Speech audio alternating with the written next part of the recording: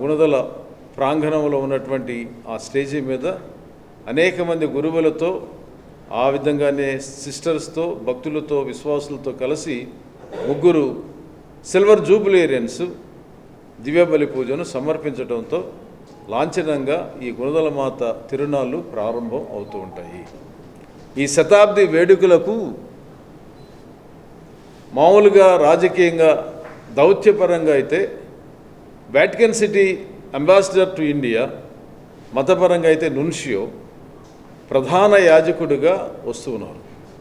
అలాగే ఈ ఆంధ్ర, తెలంగాణ, తెలుగు రాష్ట్రాల్లో ఉన్నటువంటి ఈ కథోలిక పీఠాధిపతులందరూ కూడా ఈ దివ్య బలి పూజలో పాలు పంచుకుంటున్నారు.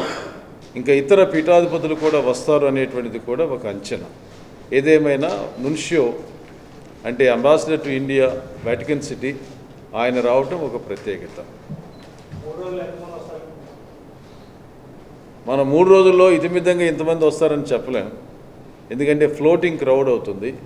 9, 10, 11 తేదీల్లో 10 సాయంత్రం 4 గంటల నుంచి భక్తుల యొక్క రాక ఎక్కువగా ఉంటూ ఉంటుంది, పెరుగుదల ఎక్కువగా ఉంటుంది. 11వ తారీఖు సాయంత్రం 4 గంటల నుంచి మన వాళ్ళు అనగా మన విజయవాడ సిటీలో ఉన్నటువంటి వాళ్ళందరూ కూడా చాలామంది ఆ కొండ మీదకి వెళ్ళి తల్లిని దర్శించుకుంటూ ఉంటారు. సుమారు ఒక 4.5-5 లక్షలు అని అనుకుంటూ ఉన్నాం.